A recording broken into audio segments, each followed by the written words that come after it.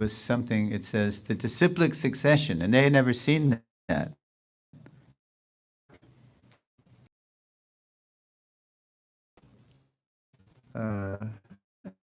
That were coming in a whole line, going back to Krishna, Brahma, Narada, Vyasa, next in that list. Madhva. But what a gap. Vyasa was 5,000 years ago, but then to go to Madhva, you got to fast forward to like 1100 something AD or CE, as they say. So, because it's a prominent shiksha line, it's not a diksha. Okay. Following Srila Bhaktisiddhanta, in his purport to Srimad Bhagavatam 1.2.18, Srila Prabhupada writes, quote, there are two types of Bhagavats, namely the book Bhagavat and the devotee Bhagavat. Unquote.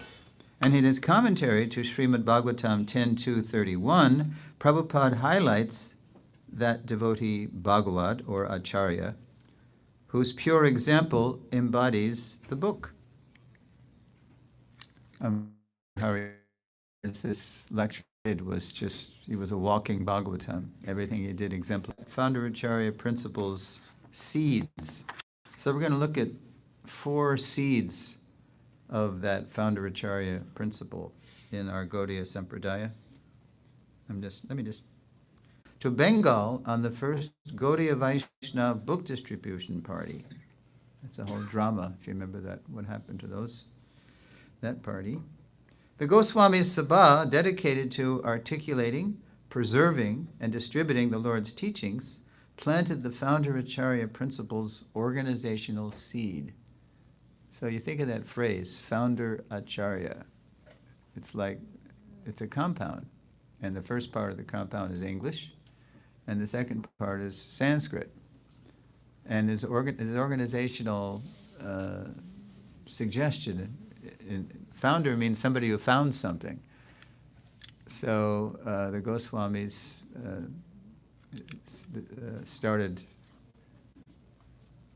a sangha, if you will. Like this is a sangha. Somebody organized this. It didn't happen by chance, right? A lot of planning goes into this. So the 6 Goswamis, they started this Vishva Vaishnav Raj Sabha. That's like the original name of the Hare Krishna movement in the Gaudiya line. Okay, so that's the first seed. And then, anybody know who that is? No? Rupa Goswami. Yeah. All right, Mataji. A philosophical seed. You can't see it from here. In 1552, Srila Rupa Goswami's Bhakti Rasamrita Sindhu identified the 4th principle of devotional service as Sadhu Vratamanu Rathanam, which Srila Prabhupada later translated in the Nectar of Devotion as following in the footsteps of great acharyas or teachers under the direction of the spiritual master. Yeah. So, and earlier, on page 21 of the Nectar Devotion's introduction, Srila Prabhupada writes, in our mental activities, we should always try to think of Krishna and try to plan how to please him, following in the footsteps of the great acharyas and the personal spiritual master. So the philosophical seed is that there's a difference between regular gurus and great acharyas. There's a oneness, and there's a difference. And there's always a oneness and a difference. Are you all right, Prabhu? I'm all right. Yeah? He's a yogi. You like? Okay, good. Bhakti yogi. Bhakti yogi, good. In lesson 1, we learned that, quote, initiating and instructing spiritual masters are equal and identical manifestations of Krishna, although they have different dealings. Unquote. In ISKCON, for example, initiating and instructing spiritual masters may deal with their disciples differently, as parents and relatives do. As a child may see his parents and relatives as everything at first, then with their help matures to see them in perspective, So a disciple may initially see his initiating and instructing spiritual masters as everything, then with their guidance matures to appreciate them in relation to the great acharyas. It's natural when a kid is 2, 3, 4 years old, he thinks his parents are like God, because he's totally dependent on them. But then as he matures, and as they, with the help of teachers, educate the child, they see, oh, there's other people too. And we'll devote a whole lesson to that. Parents, teachers, gurus. Yeah, you'll see about that later. To help us understand this philosophical seed of the founder Acharya principle, we will now hear how the Acharya Sampradaya culture, the line of prominent Shiksha exemplars who make up our disciplic succession, inspired one famous disciple to beg his great guru to bring him closer to their foundational Acharya. So now this is a story, it's probably well known to you, but Bhakti Charu Maharaj, when he was still with us, he reminded me that this could be a cultural seed for your seminars, Suresvara. The story of Narottam Das Thakur and Lokanath Goswami. It's a very touching story. Okay, so that's the cultural seed. Next. And that's supposed A cultural seed. Let me just say. So that's supposed to depict Narottam on the left, and Rupa in the middle, and Lokanath on the right. So you have disciple, great acharya, and guru in that order.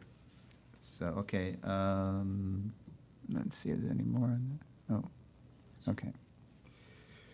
Before the Gaudiya Vaishnava saint, Srila Narottam Das Thakur, was born, Lord Chaitanya told Lokanath Goswami, quote, "Within a short time, a prince named Narottam will become your disciple. He will be a gifted devotee, full of love and devotion, and empowered to save the fallen conditioned souls from hellish life. His enchanting, beautiful kirtan will melt even wood or stone." Close quote. That's from the Narottam Vilas. After the Lord left this world, however, Sri Lokanath was so distraught that he withdrew from public view and vowed never to accept disciples. He just wanted to do Nirjan Bhajan and then just retire and, serve in separation. Although Mahaprabhu had already told him, somebody's going to appear and he's going to be your disciple. So that's coming up. Nevertheless, later in Vrindavan, when Sri Jiva noticed that Narottam was drawn to the saintly Lokanath, Sri Jiva told Narottam to approach Lokanath for initiation, although everybody knew that Lokanath had made that vow. He wasn't going to accept disciples. But Jiva said to Narottam, "Look, I can see your heart is with Lokanath, so you approach him for initiation." But as ardently as Narottam approached Lokanath, just as adamantly Lokanath refused. Resolved nonetheless, Narottam, the son of a king, vowed to become Lokanath's menial servant and took to cleansing the area where the saint performed his early morning ablutions. Yes, please, cell phones off. Thanks. Yeah, Narottam, he was a royal, as they say now. He was of royalty. But he knew that because he had that royal birth, that what comes with that? A lot of privilege and a lot of pride. So he was very advanced also spiritually. So he wanted to get rid of that false pride, that royal pride, and just do something menial, even though for Lokanath, even though Lokanath said, "No, I'm not accepting disciples." So absorbed was so he took to cleansing the area. He knew when Lokanath rose. He knew when he went to the stream, to evacuate and bathe, and so he just made everything nice, the earth and the water, and Yeah. So absorbed was Lokanath in his solitary Krishna bhajan that he scarcely noticed someone was daily cleansing his ablution area. Finally, after an entire year had passed, Lokanath decided to find out who was so conscientiously cleaning up after him. The next morning, he came earlier than usual, so he decided to play a trick on whoever was doing it, and he came earlier, before Narottam got there. He came earlier than usual and hid behind a tree. This is what it says in the Narottam Vilas. When Narottam approached, Lokanath saw who it was. Narottam, it's you! He wasn't happy, because he had already told him, I'm not accepting disciples. His identity exposed, Narottam fell at the saint's feet and begged to be accepted as his disciple. Lokanath refused at first, then later relented, remembering Mahaprabhu's prediction and conquered by the pure devotion of Saintly Narottam. So he became Lokanath's, so to speak, only child, only disciple. Come on in, Manaji. Have a seat. So, now here's where the dramatic cultural seed comes in. Although Srila Narottam Das Thakur became the only initiated disciple of Srila Lokanath Goswami, in Song 17, verse 4 of his famous song collection, Prarthana, we sing Prarthana songs every day. We just sang one. Sri Guru Charana Padma. That's Prarthana. Gurudev is also in Prarthana. I forget.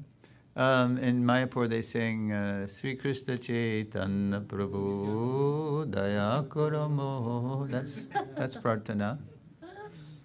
And who else? Oh, what else? I know there's more Prarthana we sing, I think. Oh, whenever someone disappears. Jai Anilo Premadhana. That's Prarthana. Yeah. So in Song 17, verse 4 of his famous song collection, Prarthana, Narottam longs for Lokanath to bring him to their ultimate shelter in the disciplic succession, Srila Rupa Goswami. Because when Rupa Goswami wrote that Bhakti Rasamrita, he was recognized as the chief, even though he wasn't the oldest or the most renounced, but he was the most expert at relishing the mellows of bhakti. So let's look at the key lines in the song. Can you sing in Bengali? Any Bengalis in the house? Are you Bengali, Prabhu? Okay.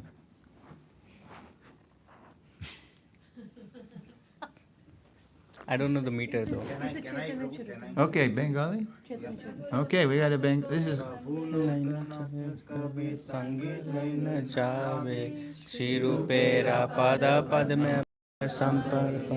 Right. We got the real bhav there. Bengali bhav. Now what does that mean? Quote, when will my... is that in there? Yeah. Go ahead, read that. When will my Lord and Master Lokanath Goswami take me with him and place me at the lotus feet of Srila Rupa Goswami? Prabhu Lokanath, when will my Prabhu, my Lord and Master, take me with him and place me at the lotus feet of Srila Rupa Goswami? He's begging his Diksha Guru to place him at the lotus feet of the founder Acharya of the Gaudiya Sampradaya. Wow. Yes. In his commentary to Sri Chaitanya Chaitamrita Adi Leela, chapter 5, text 203, Prabhupada writes, quote, Srila Rupa Goswami is described as the Bhakti Rasacharya. So the phrase founder Acharya, English wasn't even Bengal yet, because the British hadn't come and ruined everything yet. But he was called the Bhakti Rasacharya, or one who knows the essence of devotional service. His famous book, Bhakti Rasamrita Sindhu, is the science of devotional service. And by reading this book, one can understand the meaning of devotional service, unquote. That's from Prabhupada's purport to that verse. So he was the chief. As, quote, the chief of the six Goswamis, Srila Rupa Goswami was Narottam and Lokanath's Bhakti Rasacharya, the master most expert at relishing the moods of pure devotional service to Lord Krishna. And as Narottam's Diksha Guru, Sri Lokanath had the pleasure and privilege of bringing his disciple closer to Sri Rupa, the leader of the six Goswamis, Sabha, and the foundational spiritual master of all the Gaudiya Vaishnavas. So just think of ISKCON today. That's one of the main duties of initiating and instructing spiritual masters in ISKCON, is to bring their disciples closer to Prabhupada, closer to the founder Acharya. That's what it means to be an authentic Shiksha and Diksha Guru in ISKCON. Someone who enhances, enriches, and deepens our relationship with Srila Prabhupada.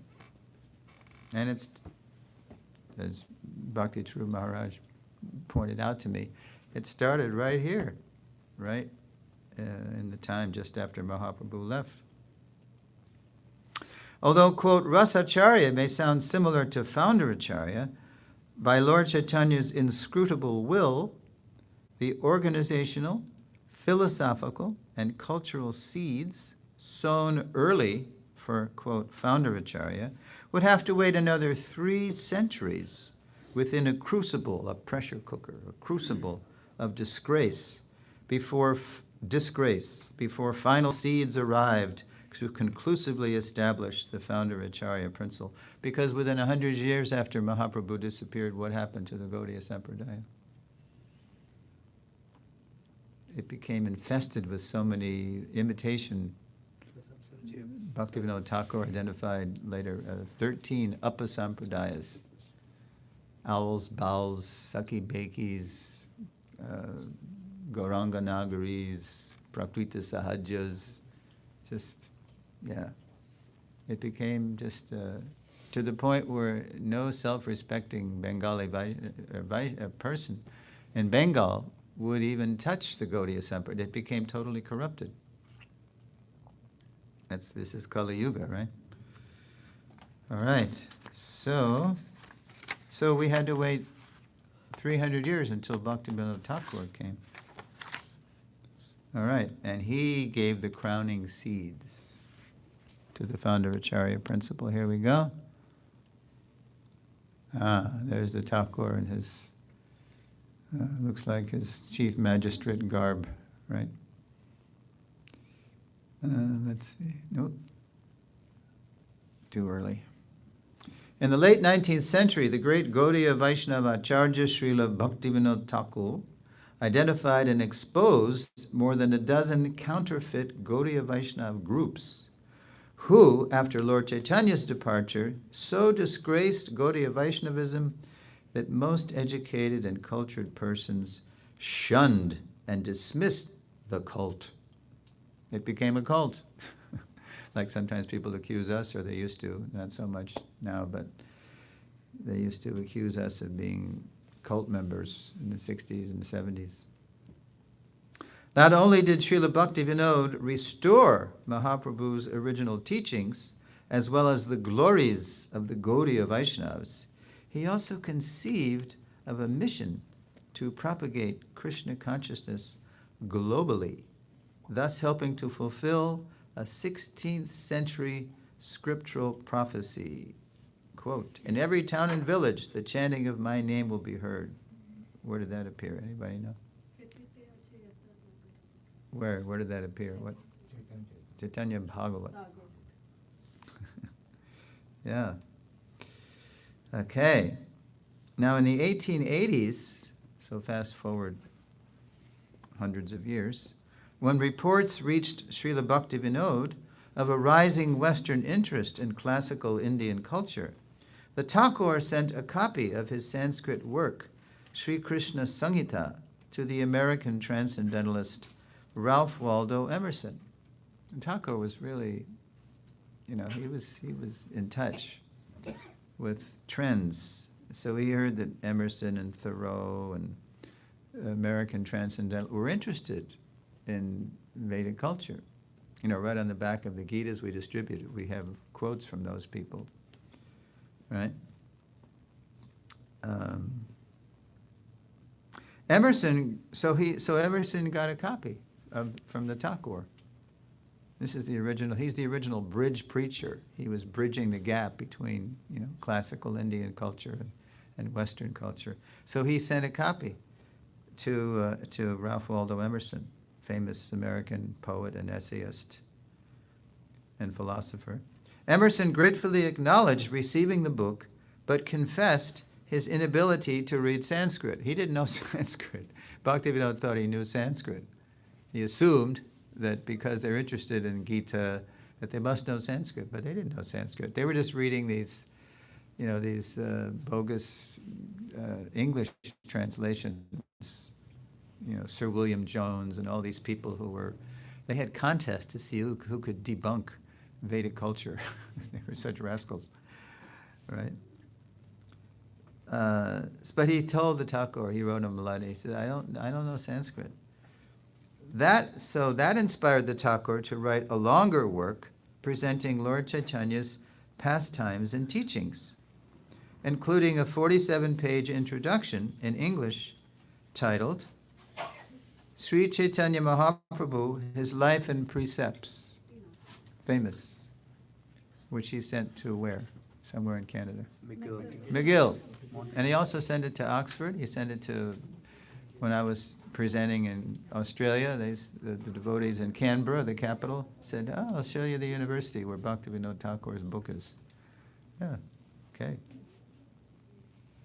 In 1896, the year of Srila Prabhupada's birth, Srila Bhaktivinoda sent that book to various Western universities. But it was a Bengali work by the Thakur. He wrote in Bengali, Sanskrit. You got to give this poor fellow an alternative.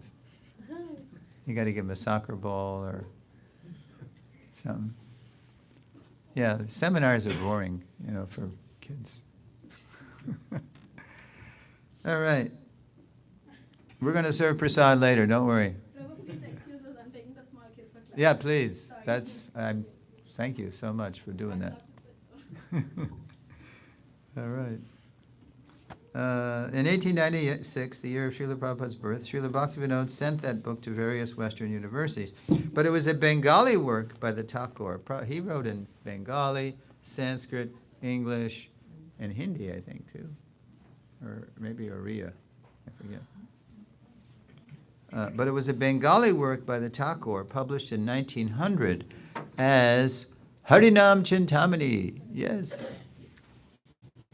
That contained the crowning literary seeds for the founder Acharya principle. Yeah, it must have been one of the last books he wrote. It was 1900. And he only lived to 1914. So anyway, it was quite a book. In Harinama Chintamani, Srila Bhaktivinoda describes three kinds of great gurus in a disciplic tradition. The first is the Sampradayera Adiguru, the primeval guru of the tradition, directly enlightened by the Lord himself. The second are the Shikshaguru Pratishtita, greatly revered preceptors who keep the tradition's teachings intact over long spans of time. But when the Thakur identified the third guru, he described him in the superlative. So here's the literary seed. Prabhu, want to read that? Literary seeds. However, the Adyacharya, or original guru of a disciplical line, is appropriately worshipped and respected as the Guru Shiromani, the topmost crown jewel of the spiritual masters. His perfect philosophical conclusions are to be followed by all in his succession. Any contrary instructions will not be accepted. Yes, close quote. The stage was set for the founder Acharya's seeds to bear fruit. And that translation was by Banu Maharaj from the Bengali. Now, so once the Thakur published that, the stage was set for the founder Acharya seeds who bear fruit, because nobody had ever heard of that English Sanskrit compound before, but now it's about to bear fruit. The seeds bear fruit. In the 1880s, while envisioning a worldwide Krishna consciousness movement, Srila Bhaktivinoda revived the Vaishnav Raj Sabha that the Goswamis had started, and launched a Bengali spiritual journal, Sajjana Toshini, which means for the satisfaction of the devotees. And there it is. And that's the, that's the harmonious. That's the English language version that Srila Bhaktivinoda. Okay, so 4 decades later, Srila Bhaktivinoda's illustrious son, Srila Bhaktisiddhanta Saraswati Thakur, reimagined the Sabha as the Gaudiya mission. So it was the Thakur that envisioned the whole thing. I mean, the Thakur, because it had predicted it would go to every town and village, Priti Vitayachayata Nagaradi Gram, as Mataji said. But it wasn't happening because of all the upasampradayas that stalled everything for hundreds of years. So the Thakur, he wanted to get that going. Okay, let's go to every town and village. But to do that, we've got to have a whole movement. This is not the work, the mission of one guru. We got to have a whole worldwide, as Prabhupada said, he was the pioneer of the Krishna consciousness movement in the modern age. So he envisioned a worldwide network of gurus. He even conceived of the GBC. Because, do you know where that came from, the GBC, where he got the idea? From the British Indian Railways, they had a GBC, a governing body commission. So the Thakur thought, well, that's what we need a governing body to manage all these areas. We say zones now, and to make sure the gurus keep them in line. You got to have a management. So, but he knew his time was running out. So he famously, as you know, prayed for a ray of Vishnu to help him manifest this vision, and he got one of his sons, Bimal Prasad Dutt, became Srila Bhaktisiddhanta Saraswati Thakur. And so he took his father's vision and he manifested it in something practical, the Gaudiya mission, and transformed his father's journal, the Sajjana Toshini, into the Harmonist, an English language periodical with Srila Bhaktisiddhanta's scholarly disciple, Professor Nishikant Sanyal, as his co-editor. And why did Srila Bhaktisiddhanta decide he had to publish in English? Because English was becoming the rising star. It was becoming the dominant language in the world, because of the British Empire, basically.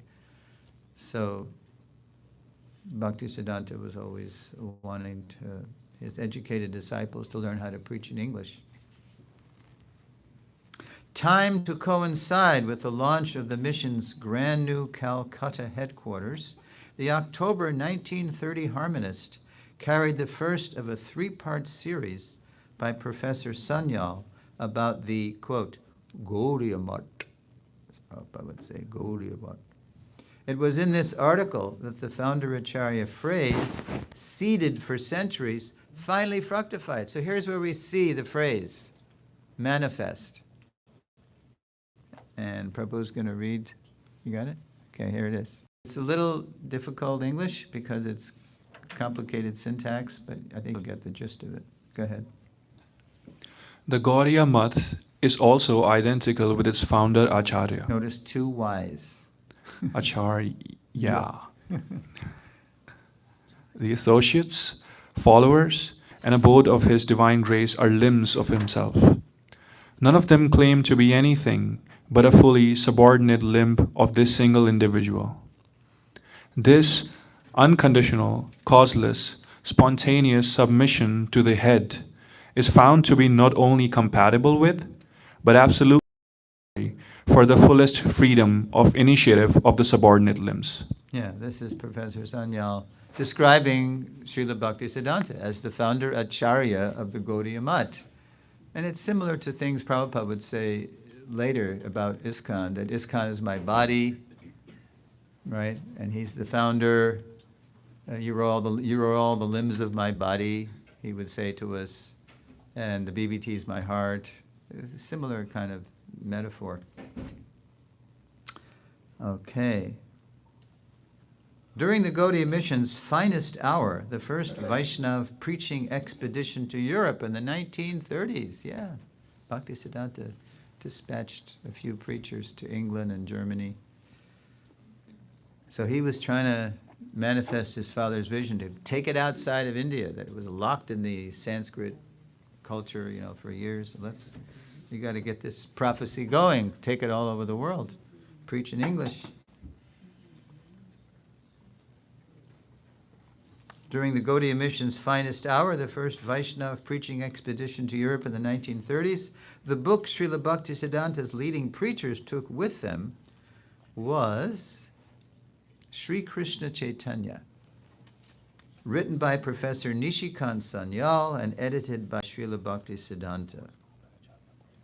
The work was written with sufficient breadth, depth, and excellence to impress the intelligentsia of the West.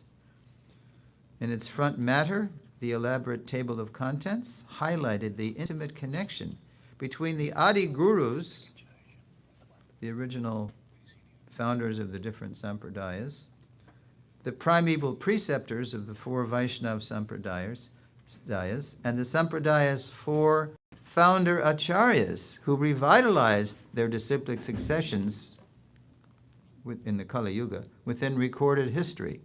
Here's how that translates visually. So that was a whole bunch of words I just said, but it's easier to understand when you just see this. So, how important are founder acharyas to all the... Okay, here we go. So there it is. See, there's Rudra, the Rudra Sampradaya, Lord Shiva. And in the Kali Yuga, Vishnu Swami revitalized it. And then you see the four Kumaras, the Kumara Sampradaya, and then Nimbarka revitalized it in the Kali Yuga. And then Lakshmi, Sri Sampradaya revitalized by Ramanuja, Brahma, and then Madhva. We're in the Brahma Madhva Gaudiya.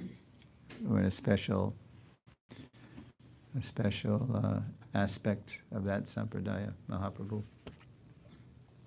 So, how important are founder acharyas to all those who follow them? Let's take a look. Ramanuja, Madhva. Okay, want to read that? Founder acharyas provide the core identity and foundational relationship for everyone in their disciplic lines.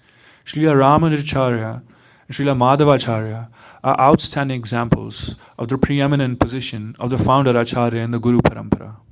Like even today, even though Ramanuja appeared in 1017, they just celebrated the millennial in 2017, right? If you happen to meet a serious Ramanuji today, and he happens to know English, and he also speaks Tamil, and you ask him, Prabhu, who are you? Adiyan, Ramanuja Dasan. I am your servant, a servant of Ramanuja.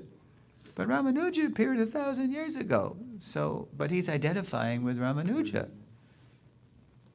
And all the Shiksha and Diksha gurus that have come and gone since then, their job is to enhance, enrich, and deepen their disciples' relationship with Ramanuja. Help them understand his books, worship his Murti, execute his Vishishta Dvaita mission. Sound familiar? Whose books do we read every day? Prabhupada. Whose Murti do we worship? Prabhupada. Whose mission do we execute? Prabhupada.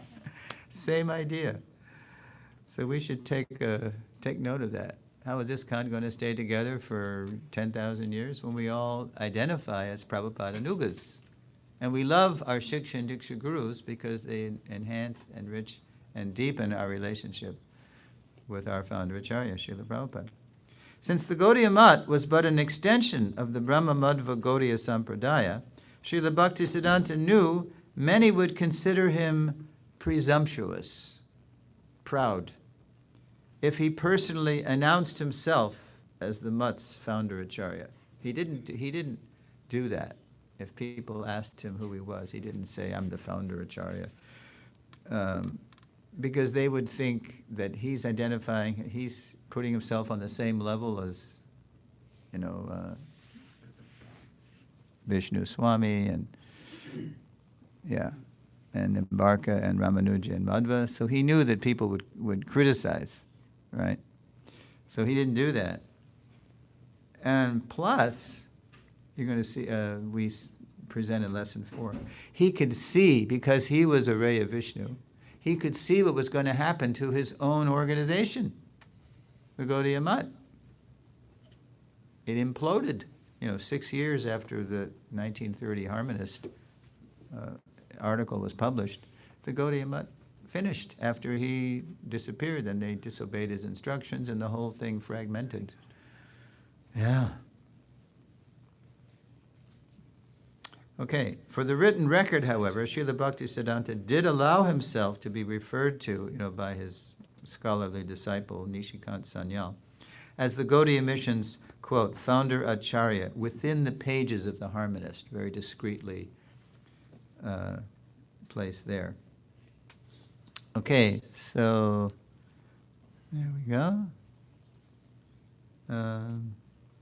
Now, in lesson 4 of this series, that's 2 more lessons. They're all going to be published on the, or posted on the ISKCON Toronto website as they give them. So even though we're only doing 1 here, if you're interested to see more, just go onto the website, and as we do them, you'll be able to follow along the whole progression. Or you can pick up what happened last night in Burlington too. We did lesson 1 there. In lesson 4 of this series, we'll see why Srila Bhaktisiddhanta would later leave this world and his founder Acharya title behind. He foresaw what would soon befall his own institution, as well as the one disciple. He knew what was going to happen to his institution, but he could also see that there was going to be one disciple who would be ready, willing, and able to revive the Gaudiya Sampradaya as the founder Acharya of a fresh branch of Lord Chaitanya's mission, far, far away from Mother India. Guess who that was? So, now we're going to do Q&A now. Oh, okay. We got a lot of time actually. And so, but before we hear your questions and comments and reflections and doubts and, as I told the devotees last night, when I give these, when I read my script, I deliberately don't say everything. I kind of provoke people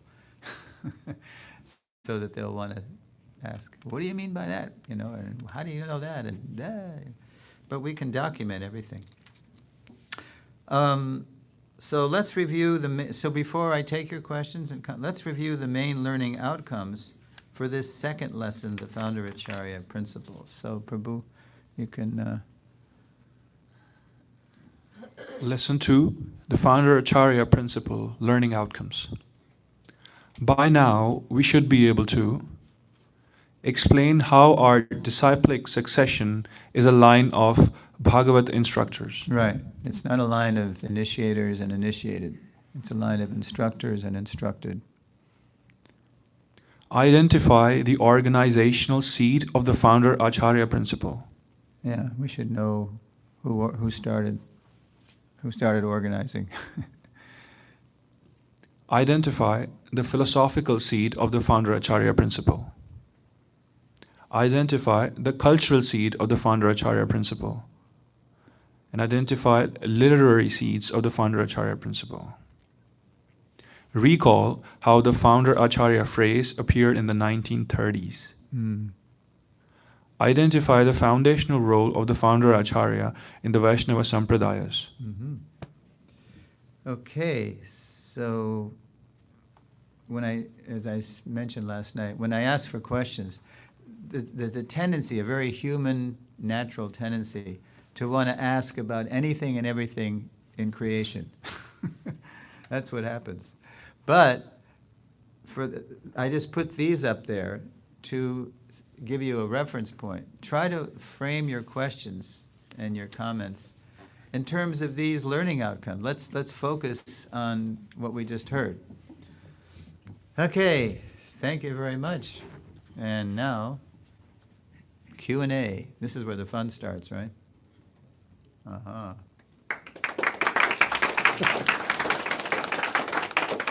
Wait a minute, the fun hasn't even started yet. Why are you clapping?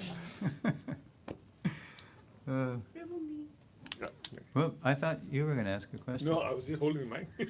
Oh, he's the runner. I, my question is in regards to second point, third point. It's just one question, but it's covering few second, third, and fourth. So how? Second, third, and fourth means, oh, in here? Yes. Oh, okay. Organizational seed, philosophical seed, Okay, the cultural seeds, seed, yeah. literary seed. Right. How can we protect a newcomer? Sometimes it just so happens that they may get not persuaded, but inspired and influenced by a certain group of disciples. And not necessarily they have that relationship, but it's just hyped up at that time. And they do get interested to aspire. Not necessarily they have a relationship with Srila Prabhupada, but they feel that they have a relationship with this disciple of Srila Prabhupada. Mm-hmm. And somewhere this, a little bit of Guru Groupism is also evident. So just as temple leaders or in general as mentors or just, congregation devotee, how can we protect a newcomer from not falling into this? Yes. Well, in a perfect world, or in a perfect ISKCON, let's say, if I were, when I joined the Hare Krishna movement when I was 23 years old, 55 years ago, you do the math. Oh my God, what happened? I didn't die, that's what happened. Here I am, 78 years old. Yet, we're all in the queue, right? Well, when I walked in the door, there was only one guru in ISKCON, Prabhupada. Very simple.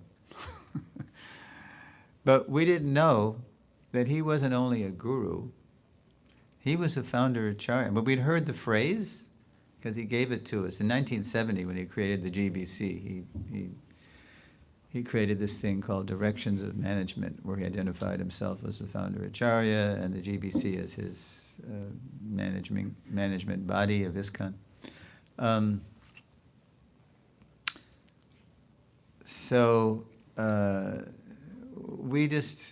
It was very simple, because Prabhupada was the only guru. But we didn't know really how great he was, even though, in one way we did. Compared to all the other gurus, swamis, and yogis, around, who were traipsing around the West, starting movements, and we knew that they were nothing compared to Prabhupada. But it's kind of like, one of my godbrothers gave an example once, like if you're on the top of Mount Everest in the Himalayas, in Nepal, and it's high, it's almost 30,000 feet up. But then when you descend and then you go a little distance from the mountain and you see how big that mountain is in relation to all the other mountains, you're like, whoa, that's not just a mountain. That what is Krishna says of mountains? I'm the Himalayas, right? He's right in the Gita. Stavaranam Himalayaha. Oh, of immovable things, I am the Himalayas. Yeah. Of mountains, I am Meru. Yeah, Meru Shikarinam Aham. So as we get further and further away in time from Prabhupada's time with us, he passed in 77, that's 48 years ago now, coming up to the 50th anniversary of his disappearance. We're just saying, whoa, Prabhupada did what not only no guru ever did, like Prabhupada's, on Prabhupada's disappearance day, Mataji was there. Bhishmaka Mataji was there in Vrindavan. Were you in the room? Yes, when Prabhupada left. Right. So, and then after he left, I mean, it was, of course, everybody was devastated, totally devastated. We just couldn't imagine Prabhupada leaving. And of course, he didn't leave. He left his Vani. He's still present. He lives forever by his divine instructions, and the follower lives with him. That's how Prabhupada dedicates the Bhagavatam, first canto, to his Guru Maharaj. So, but one godbrother who you may know, Ayodhyapati, became Bhakti Bringer Govinda Maharaj, B.B. Govinda. Right. He spent a lot of time in Canada. Did he come recently? Yes. Yeah. To Toronto? Yes. Okay. Oh, for the, yeah. Okay. So he tells this amazing story that, because Prabhupada passed 7:24 p.m. IST, on November 14th, 1977. And then they took Maharaj's, Prabhupada's body in procession.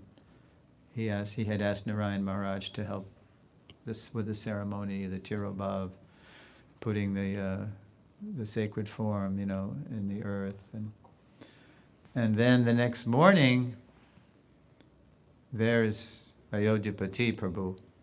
That was his name before he took sannyas. He was exhausted and he was devastated in a daze. And then out of the, and so all of a sudden he sees this Vaishnav coming toward him, and it's one of Prabhupada's godbrothers, Akinchana Krishnadas Babaji. Babaji Maharaj, who was famous when the devotees know him for just walking around. He would play a drum all day. And whatever question they asked Babaji Maharaj, he would laugh and he would say, Hare Krishna, and he'd hit the drum. That was his answer for every question. And so that's what Ayodhyapati had never even really heard him talk, because he was just always having kirtan and just very simple Babaji. But he just came up he saw that Ayodhyapati was devastated. And so he came up to him and he said, in perfect English, by the way. He didn't even know he spoke English. Did you know that your spiritual master is the greatest spiritual master who ever lived? Did you know that? So Ayodhyapati is like, he's stunned that he's speaking in English to him, and he's stunned by what he's saying. Here's a Diksha disciple of Acarya Vishnu, of Srila Bhaktisiddhanta, telling Ayodhyapati that our Prabhupada was the greatest spiritual master who ever lived. And then he saw Ayodhyapati couldn't speak. So he said, I think he might have just shook his head, And so Babaji Maharaj said, do you know why? Do you know why he's the greatest spiritual master who ever lived? Because he spread Harinam, the length and breadth of this entire earth. That's why.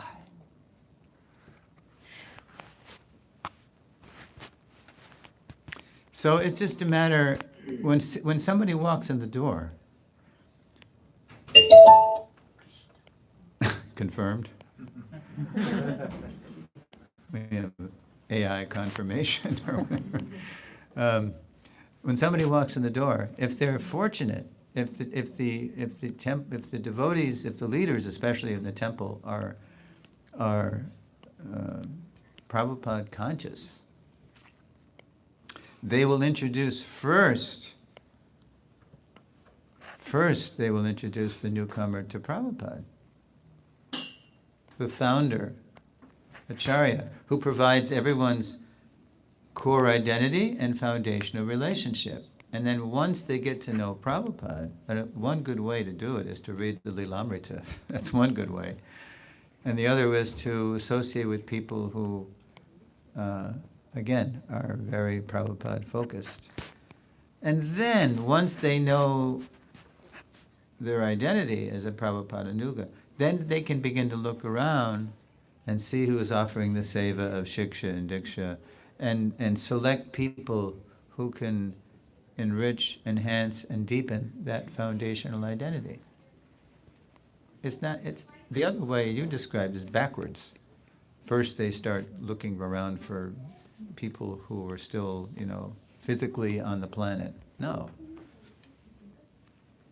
First you got to get to know Prabhupada. That's the inoculation against the disease of jumping over the founder, jumping over to present gurus. Yeah. Is that all right? Okay. Mike. Talk to Mike. Sorry. Hey, Mike. You want to move this or you want to keep it? You want to keep it? Prabhu. Hare Krishna, Prabhu. Hare Krishna. Please accept my humble obeisances, Prabhu. Obeisances. We are so fortunate to be listening from the disciple of Srila Prabhupada about Srila Prabhupada. So I would like to have one more wonderful round of applause for Prabhu.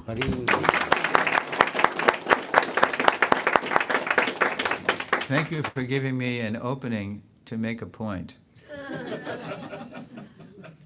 Thank you so much, Prabhu. Prabhupada is not, as I told the devotees in Burlington, he's not for the 4,780 people that he initiated. He's not, you can't limit. Don't think of Prabhupada as an initiating guru. He did initiate, of course. He had to start the ball rolling. He wasn't going to be physically around for 10,000 years. So, but if everybody is, like I have the same identity as you do, and here's what I mean.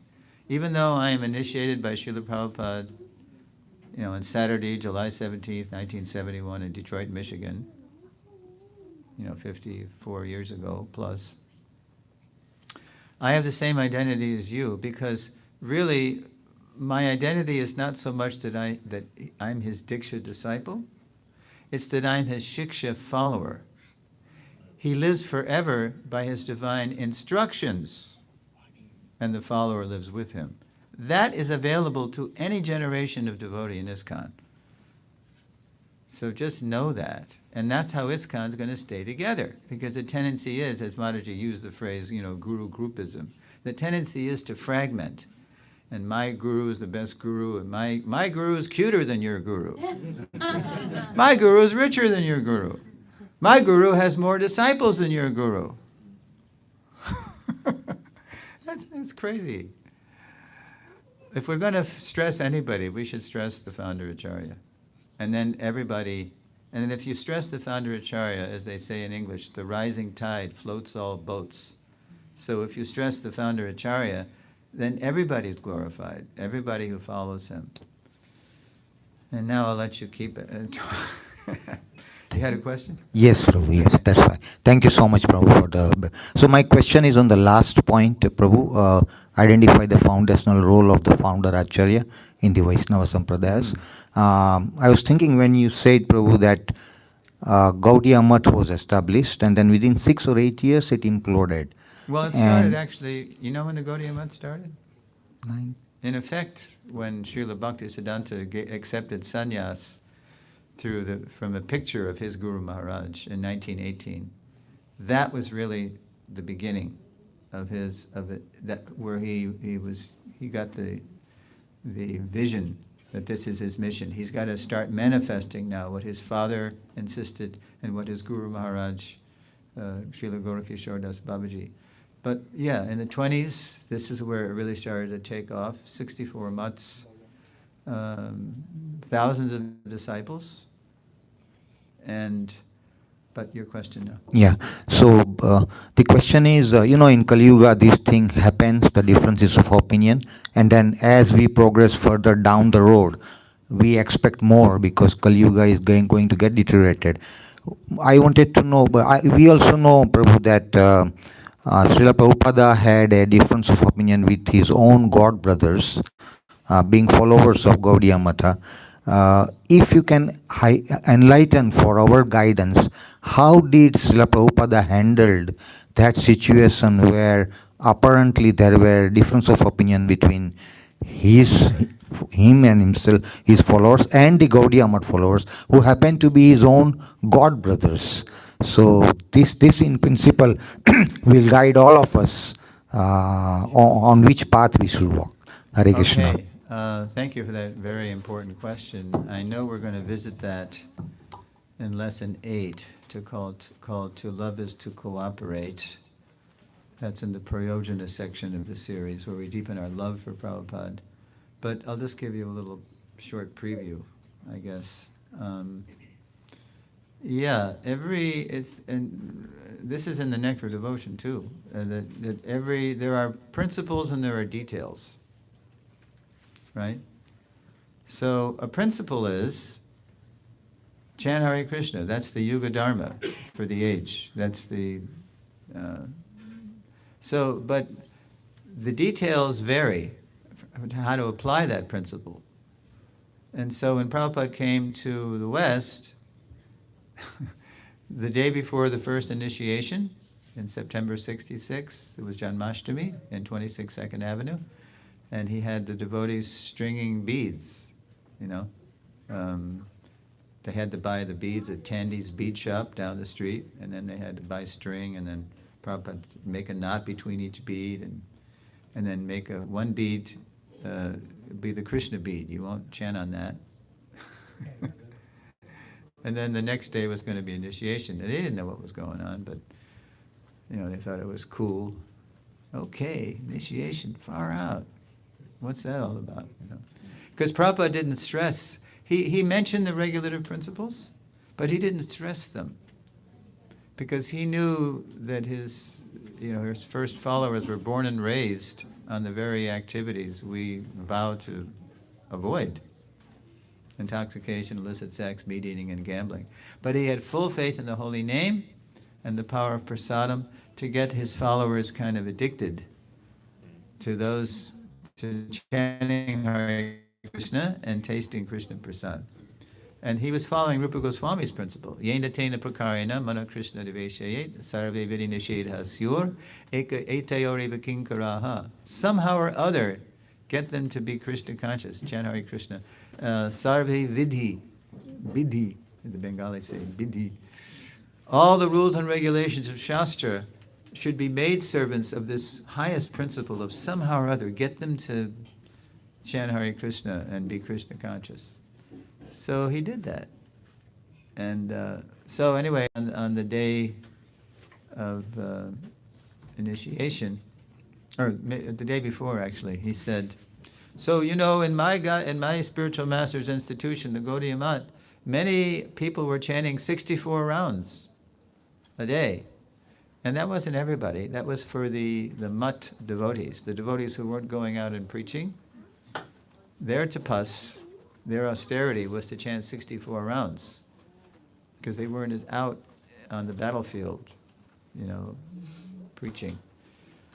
For the preachers, it was 16, and for the householders who were taking care of family and job, like Prabhupada, he chanted 16 rounds. That was his quota. And how did he do that? Hari Shari said, how did you manage even 16 rounds with, you were trying to become a big pharmaceutical tycoon or businessman, and you had a growing family, and so how did you chant 16? Anybody know how Prabhupada did that? 4 in the morning, 4 in the afternoon. It was 4 when he rose, 4 before breakfast, 4 before midday meal, 4 before evening meal. So he wouldn't let himself eat unless he had chanted 4 rounds. 4, 4, 4, 4. Very good. How did you know that? Acha, yeah. So Prabhupada said, to the newcomers at the Lower East Side, New York City in 66. He said, so I think, my godbrothers chanted 64, but I think maybe, and so they were like gasping, like, what? 64? That would take all day, So, but I think you can chant 32. 32? That's, and so Prabhupada saw that still they were, dismayed. So then he said, all right, 16 rounds, minimum, rock bottom. Yeah. So that was it. And later on, Brahmananda asked, this is in a book called Swamiji by Satyaraj, my godbrother.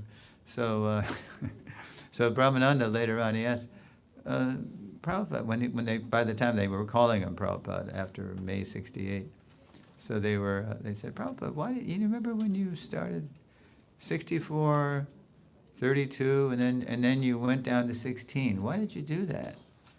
And so Prabhupada just said, I was experimenting. I just wanted to see what you people could accept, could do, what was practical for you. So, so Prabhupada was empowered to know how to apply eternal principles just as suitable to, as he put it, time, country, candidate. I mean, 16 is the minimum. He would say to us, at least 16. There's no bar. But because Prabhupada his emphasis was on a very active preaching movement and doing, and not just sitting and doing nirjan bhajan, he prescribed for us 16. It's called the ISKCON sandwich, hearing in the morning, work during the day, hearing at night, and then it's a good balance, hearing, work, and hearing. Like in the Gita, Krishna told Arjuna, Mam anusmara yudhyacha. Think of me and fight. Yeah, so, but there's more to, there's sometimes those disagreements with the godbrothers, they came out in the open, big time. And I think I'll save that very dramatic, especially on 2 points. Why Prabhupada let men and women serve together in the same in the same yatras, in the same temple. And why he was letting us call him Prabhupada. That was another thing. They really didn't like that. So, but I'll save that. Yeah, there are differences. And then finally, at the end, of Prabhupada's, because when Prabhupada was among us, even though he's Uttam Adhikari Mahabhagavat, he was acting as a preacher. He was acting as a madhyam, because on the madhyam level, you've got to make distinctions. You've got to avoid the envious, you've got to preach to the innocent, make friendships with the devotees, like that. What's the other one? I forget. 11th canto. Yeah. So anyway, he was acting as a madhyam adhikari, even though he was uttam. But in his last year, because as he was leaving us, he was in the mood of just total gratitude, no chastising, and he wanted to apologize to his godbrothers for things he said and wrote, very heavy things, the CC, and purports. So he told Bhakti True Maharaj, call my godbrothers, I want to apologize to them for things I said and did. And so they came, a lot of them came. And it was very, they came to Prabhupada's room, disappearance room in Krishna Balaram Mandir. And but he was so, his humility conquered them. This one devotee, I think it was Ashram Maharaj. No, there's no offense. No, you're our senior. You have the right to chastise us. You did what nobody did. Yeah, so it was very sweet at the end. And But to this day, there's it's like ISKCON is not one monolithic. ISKCON is very different wherever you go in the world. So the Gaudiya Math, there are still remnants. There's no organized Gaudiya Math, but there's still individual maths. And there are places in the Gaudiya Math where, we're not welcome because of what Prabhupada said and did.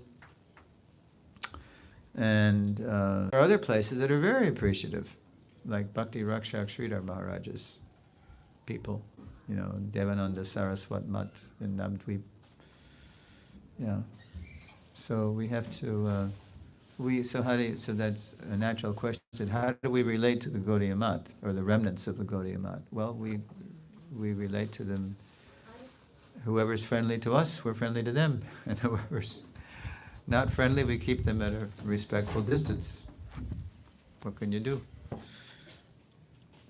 Even that's like that, even in our own yatras. I mean, we can't all, we're all different, right? We can't be close to everybody because we all have different natures. So even where I live in Tucson, Arizona, there are some devotees that I know I'll never be close to because we're just so different. It's not that one is more advanced than the other, it's just we have different natures. So, but we can all be respectful. Yeah. Otherwise, then you just become an aparadi and then you kill your spiritual life. Is that okay for now? Okay. So to be continued with that. Yes, Prabhu.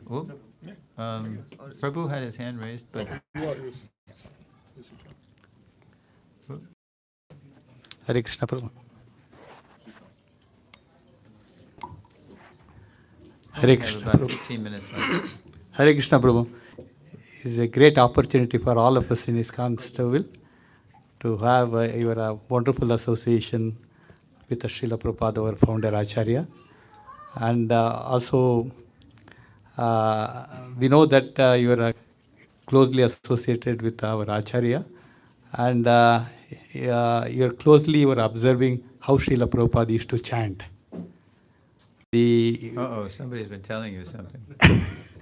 So, I just wanted to know how Srila Prabhupada used to chant. One time, at least for 1 minute, if you can chant and show it to us. Chant, chant, chant. The way how he used to chant.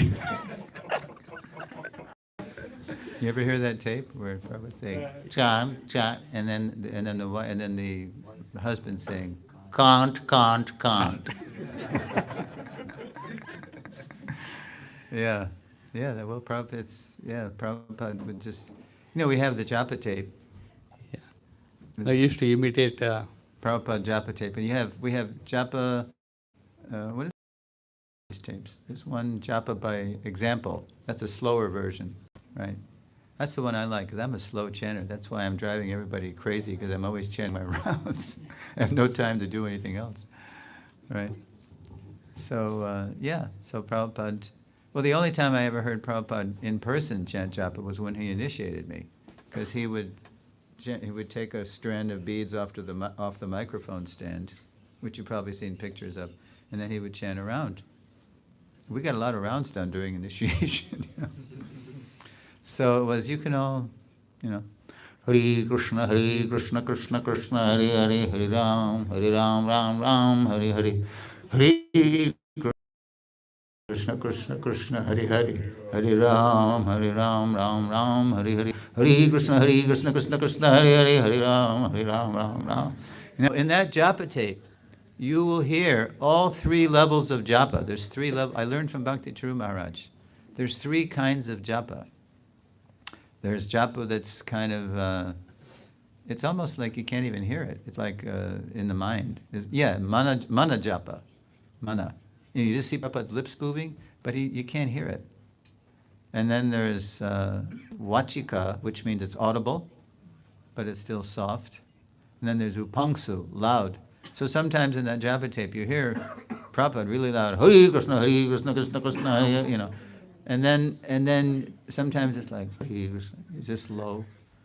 And then it's just practically like a whisper or, I mean, you can't see him on the tape, so, yeah.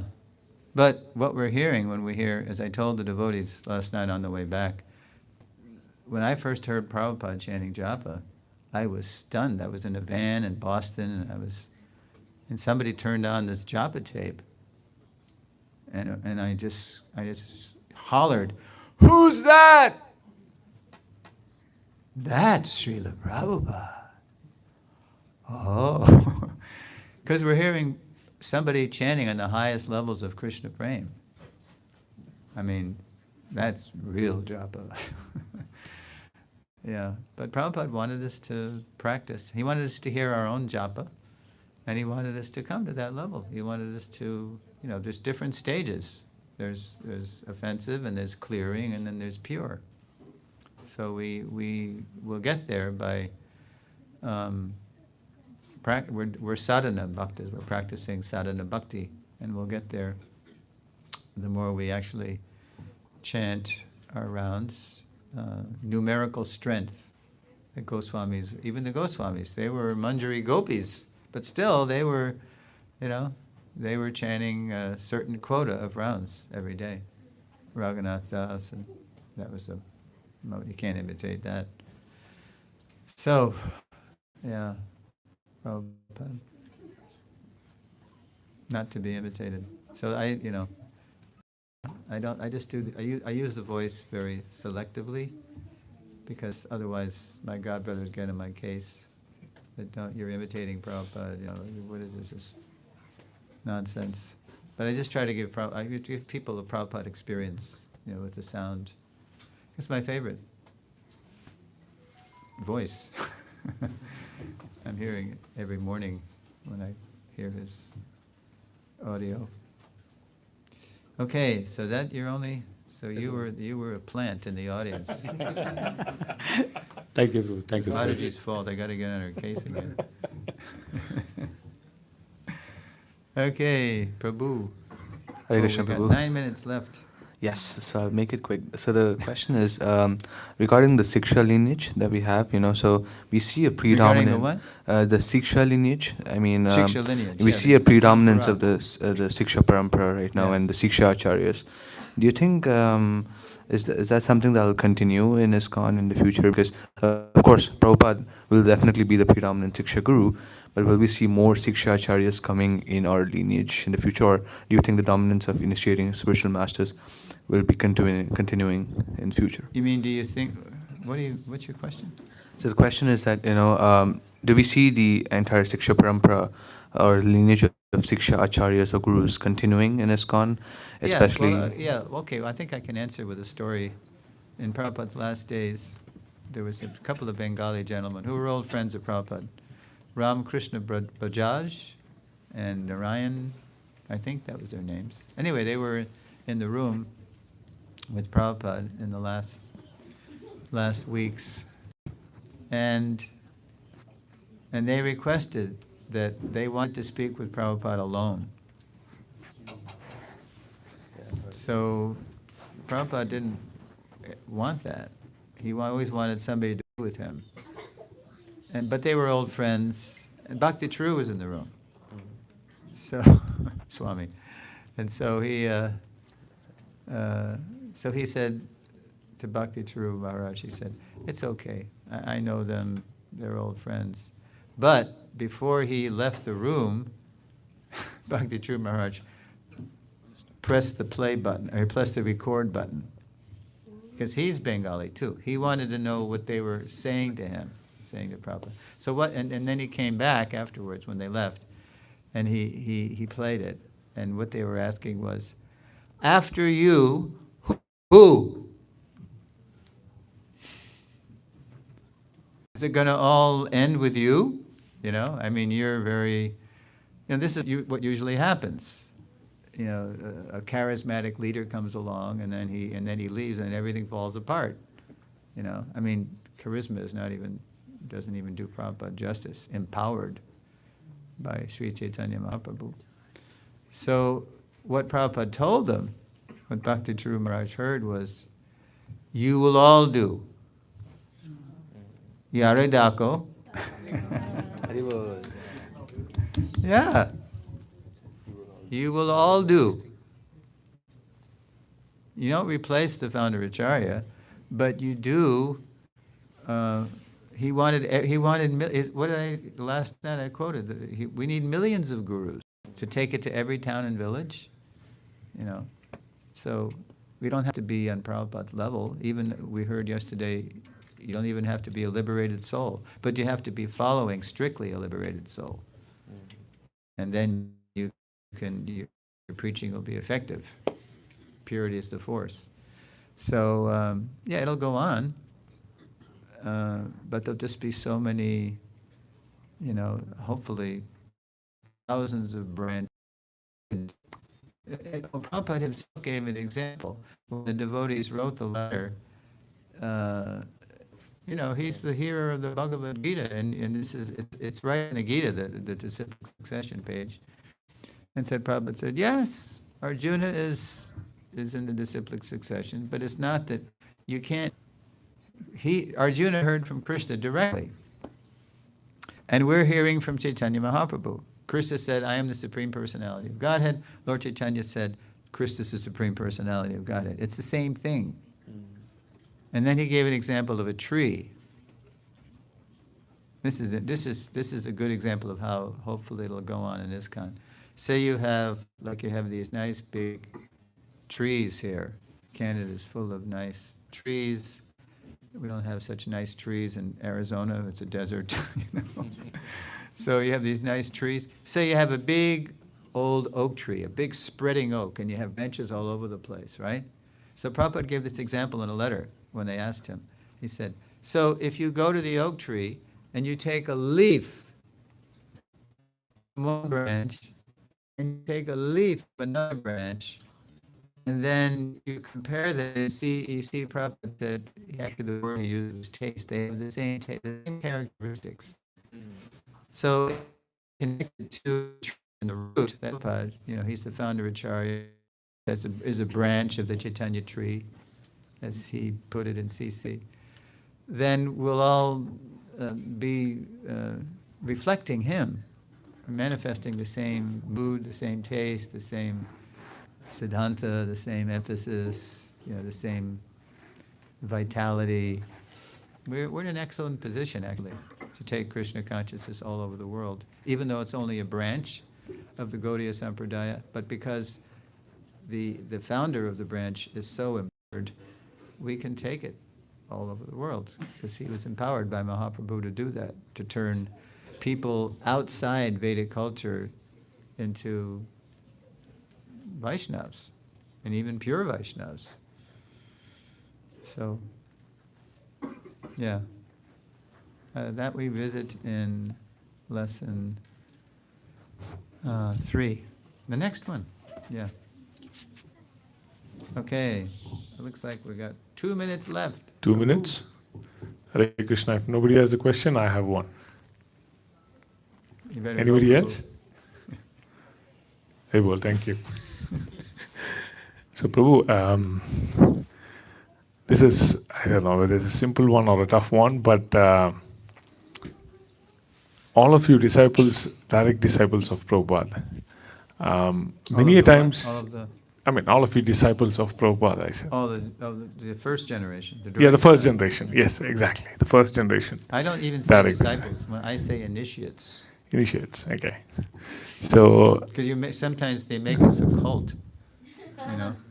We're the chosen few, the 4,780 people, and you're so lucky, Prabhu, you had Prabhupada as your guru. But it's not like that.